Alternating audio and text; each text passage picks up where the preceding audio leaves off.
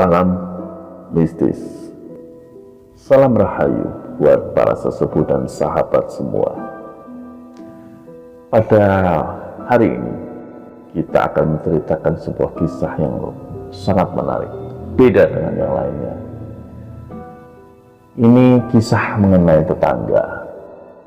Nah, bicara tentang tetangga, bagaimana jika Anda memiliki tetangga, bisa di kanan, kiri, depan, belakang. Tentunya kalau kita bertetangga, kita harus saling menghormati, saling respek satu sama lain. Lalu bagaimana jika tetangga kita ternyata bukan manusia? Ya, makhluk yang tak kasat mata. Baik, sebelum saya melanjutkan kisah ini, saya ingin mengingatkan Anda untuk membantu channel kita supaya saya semangat untuk menceritakan kisah-kisah nyata yang horor, kisah-kisah mistis yang sangat seru buat Anda. Maka jangan lupa untuk membantu kita untuk menekan tombol like, subscribe, juga nyalakan loncengnya. Nah, kali ini saya akan menceritakan sebuah kisah dari seseorang remaja putri yang bernama Tia. Tia ini dulu adalah orang yang satu pekerjaan dengan saya dulu. Kemudian saya mengadakan percakapan melalui telepon. Di sanalah saya mendapatkan kisah sejati dia mengenai tetangga. Ya, tetangga yang tak kasat mata. Pasti Anda penasaran dengan kisah Tia ini. Ya, Tia adalah bernama Sulistia. Kita akan menceritakan kisah nyatanya dia. Satu hal lagi jargon yang harus saya katakan. Melihat yang tak terlihat. Merasakan yang tak bisa dirasakan. Salam mistis.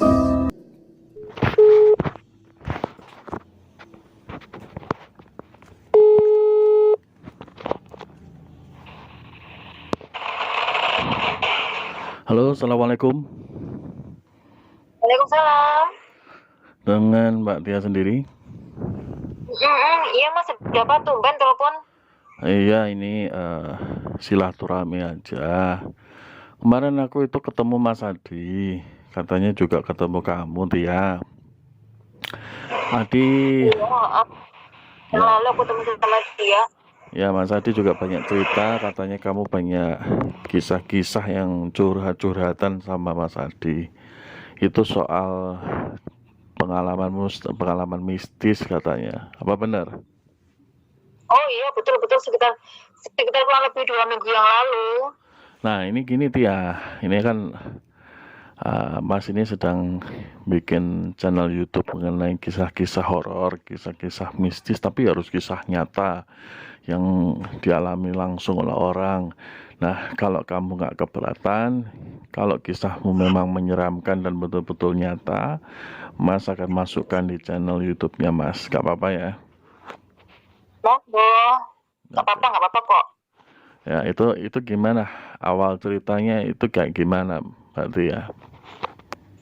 Sebenarnya yang cerita awalnya sih bukan aku pertama yang ngalamin, justru malah bule tapi dari ibuku, saudaraku, adik dari ibuku. Jadi kurang lebih 2 minggu yang lalu itu di rumahnya lagi ada acara. Acara apa itu Mbak Tia? Kok aku nggak pernah diundang nih kalau ada acara-acara?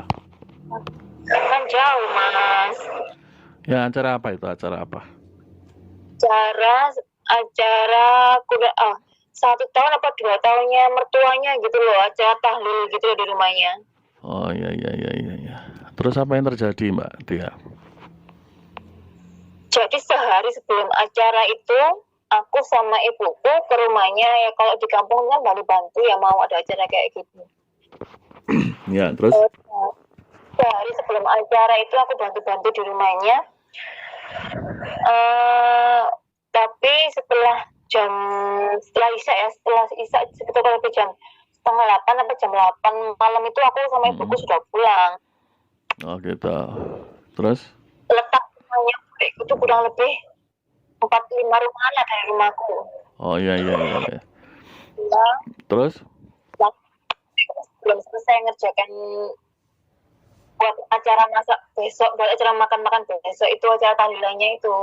Oh, dia nyiapin acara masakannya itu ya. Ah iya, Nah, siapa aja yang bantu di rumah? aku, ibuku, sama anak-anaknya buleku itu. Oke. Terus bagaimana itu selanjutnya? 8. Ternyata buleku tuh masih ngelanjutin masak-masak itu, nggak nyadar kalau ternyata sudah sampai hampir jam 12 malam. Malam ya? Dia sendiri. Oke.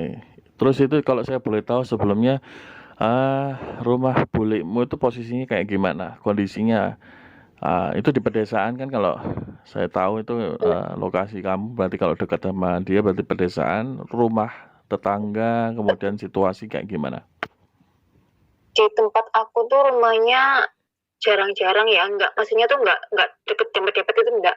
Jadi ada sela-sela kayak tanah kosong masih belum penuh lah rumahnya gitu. Di rumah buleku itu di belakangnya itu masih tanah kosong yang rumputnya tinggi-tinggi. Terus masih ada pohon-pohon bambu gitu, banyak banget. Oh ini sorry, kamu nggak lagi sibuk kan dia? Enggak, aku lagi libur kerja kok. Oh ya sudah, oke lanjut. Terus tanah kosong itu ya, di belakang tanah kosong ada kebun atau gimana itu di tanah kosong itu? Iya, kayak kebun gitu, ada pohon-pohon pisang gitu ya. Kalau di kampungan gitu ya, di desa gitu. Jadi pohon pisang, pohon-pohon itu masih banyak. Terus bambu gitu juga masih banyak waktu itu. Oh, oke. Terus apa yang terjadi Mbak Tia? Waktu Mbak Tia masih masak jam 12 malam itu, terus apa yang terjadi?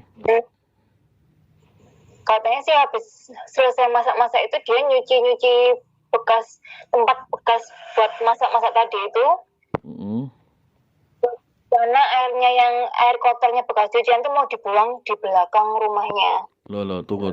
Kenapa mesti dibuang ke belakang? Kan kalau misalnya cuci piring atau cuci alat masak kan dibuang di tempat dia nyuci langsung kan bisa. Iya, kalau cuciannya itu kan kotor ya, ada bekas sisa makanan yang takutnya nanti kalau dibuang di got rumahnya takut nyangkut, jadi dibuang di belakang rumah. Oke. Terus lanjutnya gimana? Waktu dia buka pintu belakang rumah itu mau buang air kotornya itu kan pakai ember ya. Waktu mau dibuang itu ada sosok tinggi besar di depannya dia langsung kayak berbulu gitu, hitam, tinggi besar. Terus dia kaget dan ketakutan, dia lempar air tadi sekaligus sama embernya, langsung teriak dan nutup pintu. Ya otomatis lah kalau ada sesuatu hal ya otomatis lah ya, kalau misalnya dengar atau lihat sesuatu yang aneh itu langsung teriak lari gitu ya. Dan waktu itu teriak beneran ya ibu-ibu ya? Iya. Itu nggak bangun orang-orang? Karena memang jarak rumahnya dengan tetangga itu beda, kayak ada di sebelahnya itu masih ada tanah lagi, jadi kalau mau teriak itu memang nggak dengar, tetangga nggak dengar gitu. Yang di dalam rumah kayak suaminya, kayak adik kamu, siapa yang di dalam itu anaknya bulikmu itu nggak dengar?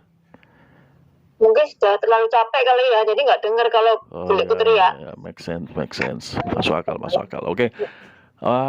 Setelah kejadian itu apa yang terjadi? Apa kamu kok bisa diceritain atau gimana kok sampai bisa tahu cerita itu? Besoknya kan aku ke rumahnya lagi, kan acaranya waktu itu masih besoknya. Terus rumahnya sama ibuku, lalu dia cerita gitu, aku antara percaya atau enggak, karena aku sendiri belum pernah ngalamin hal seperti itu, dan jadi belum apa ya, kayak nggak begitu percaya gitu loh dengan cerita buliknya tadi itu. Oh, gitu. Jadi setelah kejadian itu besok paginya dia cerita lagi ke kamu sama apa ke kamu aja apa ada orang lain lagi yang dia ceritain? Banyak lah ya. Iya banyak, karena kan yang batu-batu waktu itu aku, ibuku, sama anaknya juga. Sama ada tetangga. Kan kalau di kampung kan tetangga-tetangga masih ikut seneng bantu-bantu gitu ya kalau ada acara. Ya. Setelah kejadian itu kamu masih belum percaya alias ya antara percaya nggak percaya lah ya. Terus ini di mana ini apa kejadian sama kamu gimana ini apa terjadi langsung apa kamu ketemu langsung atau gimana yang selang beberapa hari ya, kurang lebih 3 atau 4 harian gitu, aku ke rumah buleku itu. Kan biasa main-main, karena waktu itu ibuku sama buleku pergi ke acara undangan pernikahan saudara yang agak jauh, jadi agak lama. Adikku telepon ke aku, Mbak temenin aku di rumah gitu. Akhirnya aku nyamperin ke rumahnya. Gitu. Jadi di rumahnya. Jadi maksudnya cuma kita berdua. Ya. Jadi maksudnya daripada sendirian di sana, adikmu sendirian, kamu di rumah juga sendirian, mendingan ngumpul gitu di satu rumah, di rumah bulekmu gitu ya. Betul. Oke. Terus di sana ngapain aja? Ngobrol-ngobrol sama nonton TV. Apa yang ditonton? Film horor? Bukan, nonton film sinetron. Jadi bukan nonton film yang menakutkan atau apa. Takutnya kamu terbawa sugesti, jadinya kamu jadi pikiran aneh-aneh gitu. Karena aku sendiri juga takut nonton film horor, jadi aku nggak suka.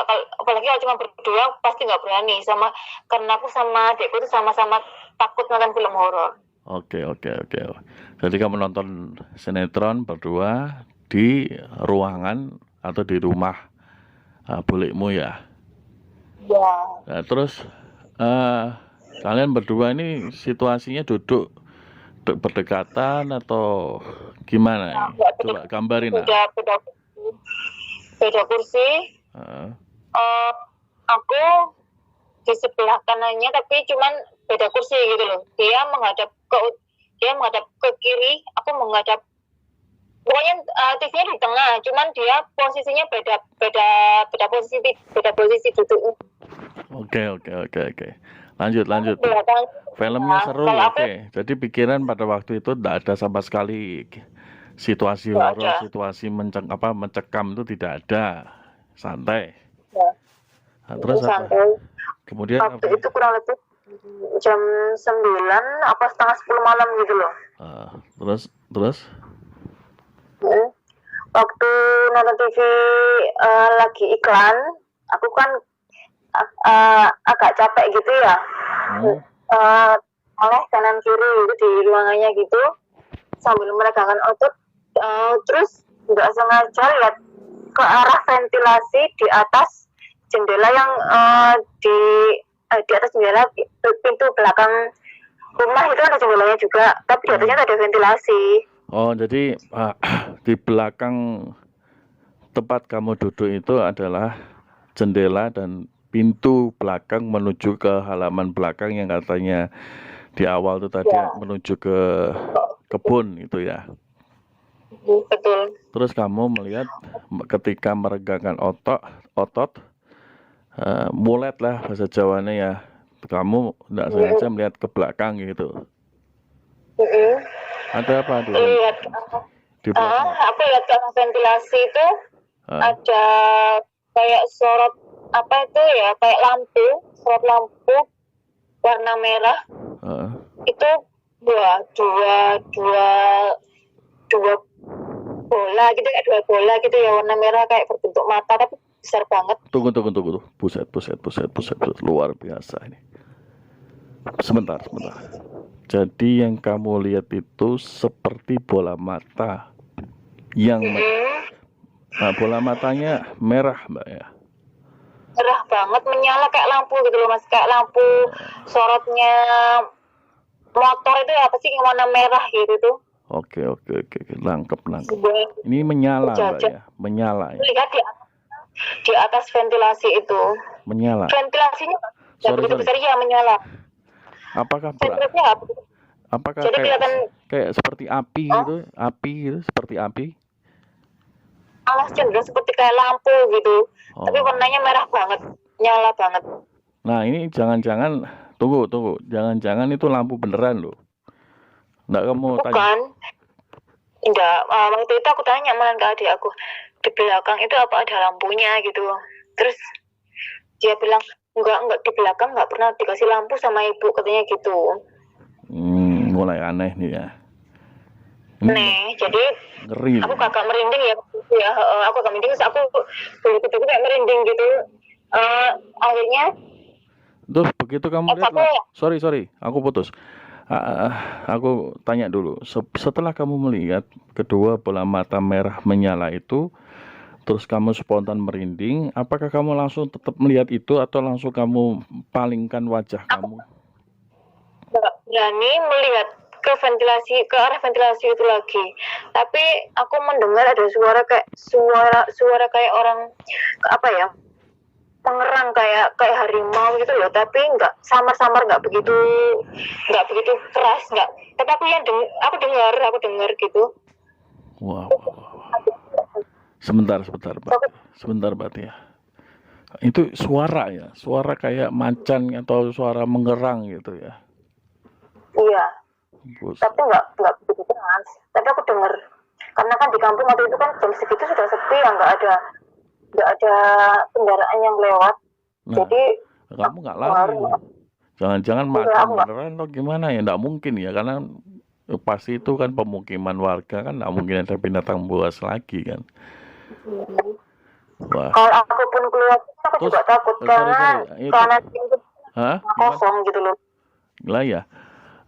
Itu setelah kamu dengar mengerang itu, kamu nggak tanyain ke saudaramu lagi? Iya, itu kamu dengar sesuatu nggak? Dia nggak dengar apa-apa, bilang apa sih mbak? Nggak, aku nggak dengar apa-apa, jangan bikin aku takut, katanya bilang gitu. Iya, masuk akal. Aku terus spontan aku melihat ke arah ventilasi itu lagi, nggak mau aku melihat ke arah ventilasi itu lagi, itu sudah nggak ada, tapi suara itu tetap ada, walaupun saat mata yang warna itu sudah nggak ada, hilang, nggak tahu kemana. Karena memang aku tanya di belakang itu kan nggak ada lampu, jadi kok itu kita lihat memang saat mata merah itu sudah nggak ada lagi. Waduh. Sorry, aku nanya lagi. Mengerang itu berulang kali, berarti nggak sekali aja. Halo. Terus mengerang, tapi ada nggak gitu loh mas. Berapa kali kira-kira? Kalau dihitung sih enggak, itu memang ada terus gitu loh, tapi enggak berapa selang 1-2 menit hilang, terus ada lagi, tapi enggak samar-samar, enggak keras gitu suaranya. Ini kalau orang normal udah lari loh Mbak Tia. Kalau udah aku nggak berani keluar, aku cuma nutup pintuku, aku kunci semua jendela. Goyang-goyang aku tutup semua, aku takut soalnya, karena kan orang tua masih belum datang ya. Aku mau pulang pun ke rumah juga nggak berani, aku mau ninggalin adikku sendiri juga nggak berani gitu loh. Terus dari sejak kejadian itu adikmu sampai saat ini pun juga nggak tahu ada kejadian kayak gitu nggak tahu dia ya? Nah, karena takutnya dia takut kalau di rumah ditinggal sendirian sama bapak sama ibunya. Oh iya. Nah, setelah kejadian itu, tapi kamu nggak pernah takut untuk mampir sana-sana lagi kan? Kalau siang sih nggak takut ya, tapi kalau sudah di atas jam maghrib gitu, aku pasti kalau nggak ada temennya ke sana, nggak bakalan berani ke sana. Iya sih, cuman gini Mbak Tia, kalau saya kasih saran, kalau Mbak Tia melihat lagi seperti itu, jangan lupa menyebutkan nama Allah, asma Allah, apapun itu yang Mbak Tia punya. Jadi kalau misalkan ada hawa negatif datang, kalau Anda atau Mbak Tia ini mendekat kepada Sang Maha Cipta, hal-hal seperti itu akan menjauh. otomatis. Jadi jangan takut lagi Mbak Tia. Memang sih ini satu bukti ya, ini salah satu bukti Mbak Tia, bahwa bukan hanya orang indigo saja yang bisa melihat hal-hal seperti itu. Saya sering bicara sama banyak orang. Saya katakan bahwa tidak ada yang namanya indigo, tidak ada orang yang istimewa. Semua orang adalah istimewa. Hanya saja kalau misalkan, kalau Anda melihat, kamu melihat Mbak Tia ya, itu karena frekuensinya kebetulan sama. Jadi satu frekuensi, sehingga kamu ketemu. Demikian juga dengan orang lain, gitu. Ketika satu frekuensi, dia bisa melihat, gitu. Jadi tidak melulu hanya orang indigo. Nah, kalau semisalkan Mbak Tia mau ya, hampir aja enggak apa-apa, main-main. Jangan sampai ada ketakutan. Ingat, kita manusia adalah ciptaan Sang Maha Cipta yang paling tinggi, yang paling mulia. Jadi saya rasa tak perlulah kita takut kepada hal-hal seperti itu. Itu pesan saya aja Mbak Tia, sama Mbak Tia. Oke, terima kasih Mas. Jadi ini Mbak Tia, ini kemarin juga Mas Adi juga bilang ke saya, nanti Mbak Tia bisa hubungi Mas Adi sendiri. Katanya Mas Adi itu ada pesan mau cerita, mau kasih apa, saya nggak tahu. Nanti silakan Mbak Tia hubungin ke Mas Adi sendiri. Kalau saya sementara ini cerita sudah cukup ya, buat saya sudah cukup. Next time kita bisa lanjut silaturahmi lagi. Saya sampaikan salam buat Mas Adi kalau Mbak Tia ketemu Mas Adi ya. Oke, siap. Ya udah Mbak Tia, saya mau pamitan sebentar. Insyaallah nanti kita kapan-kapan lanjut lagi, ngobrol-ngobrol lagi, bisa berbagi, bertukar pikiran gitu Mbak Tia ya. Oke, siap. Baik Mbak Tia, Assalamualaikum warahmatullahi wabarakatuh. Salam rahayu, rahayu, rahayu.